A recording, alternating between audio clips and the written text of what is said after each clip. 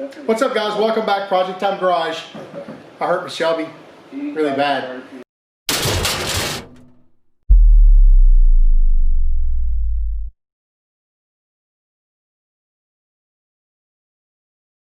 Turns out they don't take 18, 20 pounds of boost. Who knew? No, I didn't do that on purpose. It was an accident. Took the car for a drive, got on it, noticed it felt extremely peppy, and glanced down at the boost gauge just to see it zing on around past 17. Don't know why. All I can think is maybe the wastegate didn't open. Haven't had the car long enough to really know what its quirks are, but I know it shouldn't do that. Anyway, all that culminated into one severely blown head gasket on number 4. So throwing coolant out everywhere out of the exhaust. Steaming real bad out of the number 4 plug hole. So we're going to put head gasket on it, I guess. Let's go.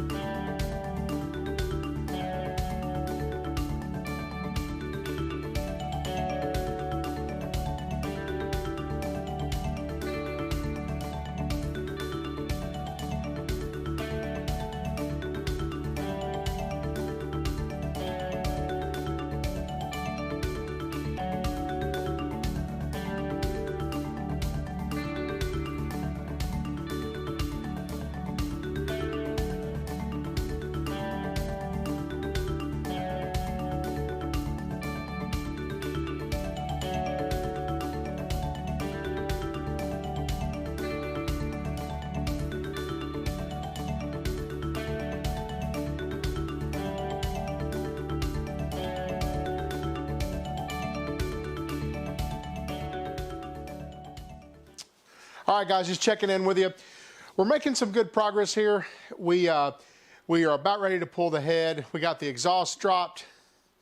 That was a mess. Who still puts nuts on the end of bolts in inaccessible places? That's another story. So we got that taken care of.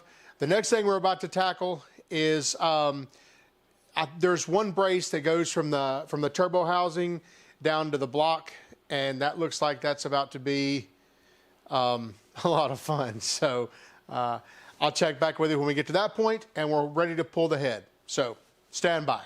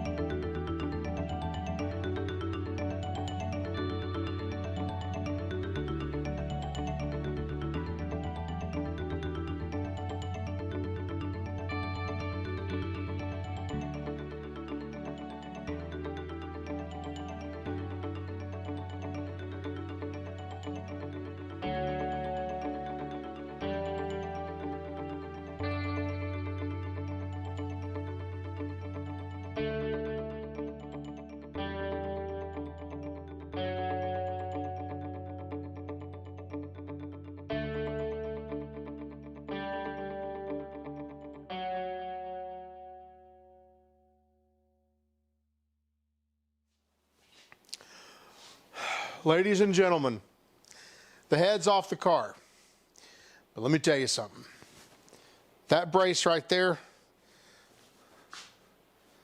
looks looks harmless enough, right? This sucker right here was an absolute nightmare. Nightmare. Nightmare probably isn't even the word for it, because this end of the bolt is up in the engine, or kind of up there under the turbo in a really hot spot. This end bolts to the block right above the CV, or actually right above the steering rack.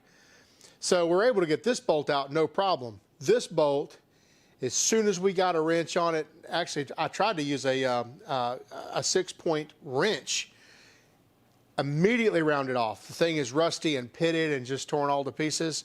So every time we tried to pick the head up, this thing here was under the, under the cradle of the engine, or underneath the engine, and just was hitting. So that was a mess. I ended up moving it back enough to, or kind of prying it back enough to at least kind of roll the head forward and get it out of the car.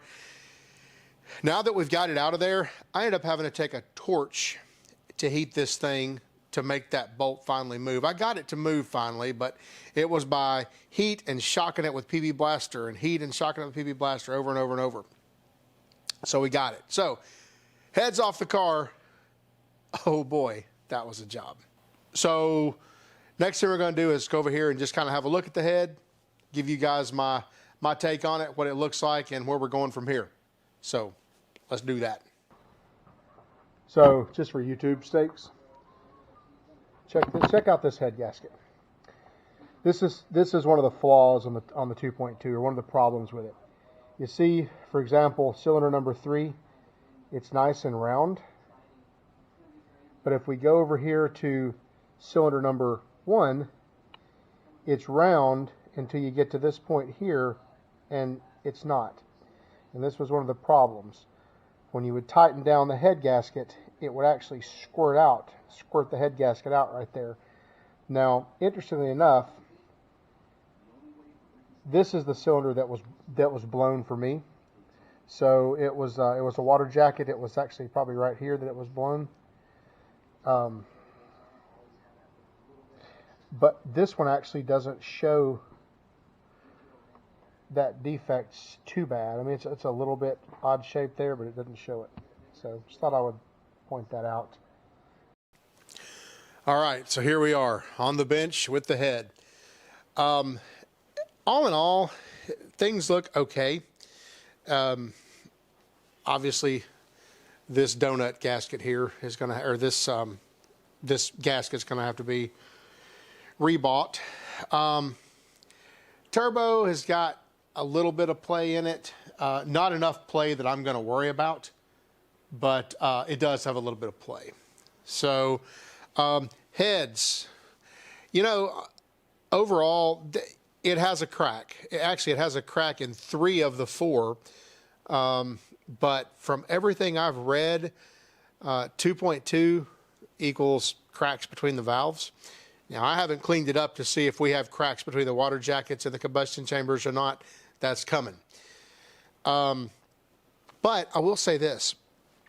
Just kind of peering down inside the head there, it actually looks nice and clean.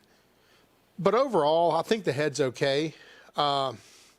Definitely good enough shape to just kind of do a decent turn and burn. Obviously, I'm going to put a good straight edge across it, make sure it's flat. It should be flat. Car wasn't overheated. I didn't overheat it. I've put about probably 50 or 75 miles on it myself. It never overheated. Had plenty of coolant. Everything's good.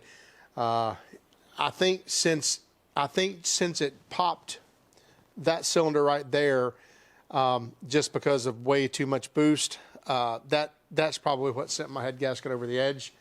I don't know if that's a factory head gasket or not. I really don't know how to tell if it's a factory one or not. But there's the head gasket. Maybe it is factory. Maybe it's not factory. Who knows? So anyway, there's some of the tools of the trade right there. That, whole lot of that. A lot of fun. Anyway. All right, so here's what we have left over.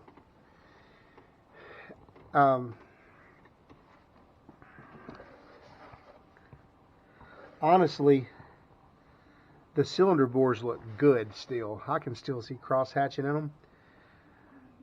That's a good thing. I think the car has been taken care of. It's got some miles on it, but I think it was taken care of. But here is the other thing. You know, one of these things is not like the other. Which one could it be? All the rest of these are oily and grimy. And this guy here, he's really clean. It's because he was steam cleaned with coolant. So when you have one that's got a blown head gasket, usually you can tell pretty quick once you get the head off which one it was. My suspect was this one. The valves, or the head, combustion chamber, the head tells me that. And this tells me that. So number 4 is the one that went bye-bye on me. That starter looks remarkably old, and they are not any fun to change. So while I'm at it, I'm going to go ahead and I'm actually going to take this starter off and take it to a place in Nashville that will actually go through it and rebuild it. I trust their rebuilds way more than I trust buying an off-the-shelf component, especially for something that's that deep to get to. The heater control valve, of course, as soon as I touched it, things broke off of it. So that needs to be replaced. I need to get about 14 or 15 miles of heater hose and go ahead and replace that while I'm down here. And try to make this thing just a little bit more reliable while I'm so deep into it. See what we end up with.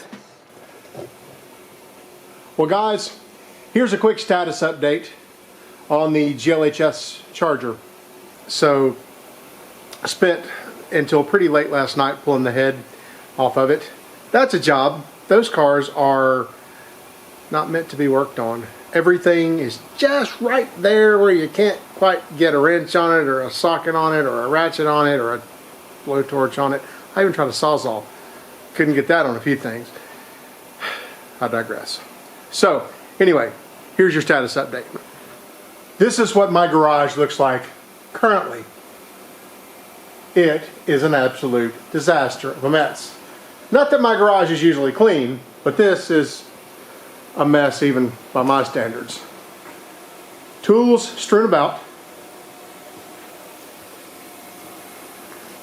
Things missing from that box that I may or may not ever be able to find again. Junk hanging from places that junk, I guess, probably shouldn't ever hang from.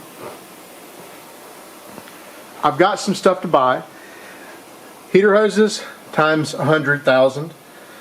Vacuum tees, well, I've got plenty of those, but gonna have to have a bunch of them put on here. Just a quick midweek check-in with you. Car's been apart now for, I don't know, 3 or 4 days, something like that. In that amount of time, I've got some parts ordered and some parts coming in. So here, see what we've got so far. Valve cover gaskets.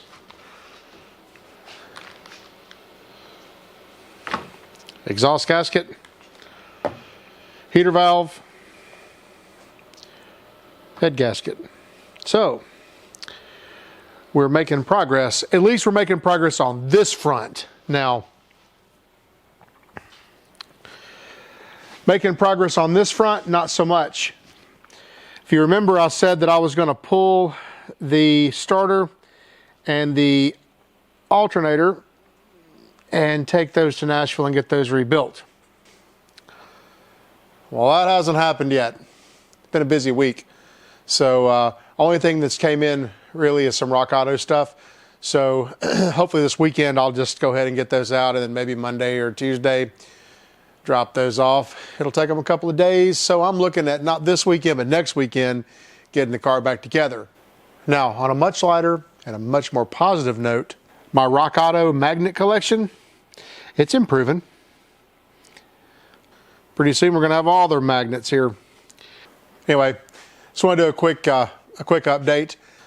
I'm probably gonna go ahead and cut this video off here because it's going to be another week or so before I get parts, and it'll take me a day or two to put it together. So, you know, there's going to be some time. Plus, I've got quite a bit of footage now of taking the car apart. So, that being said, listen, I know we've got a lot of new subscribers to the channel, and I really appreciate it. Thanks so much for jumping over here. Big shout out and big thanks to Uncle Tony's Garage for featuring the car and sending a lot of people over here. I'll do my best to keep making content you guys like. Let me know down in the comments what I can do to improve, and I'd appreciate that. Anyway, as usual, really appreciate it. Thanks for hanging out with me here. Thanks for watching the junk I put out. Don't forget, like, share, subscribe, tell all your friends. See you next time.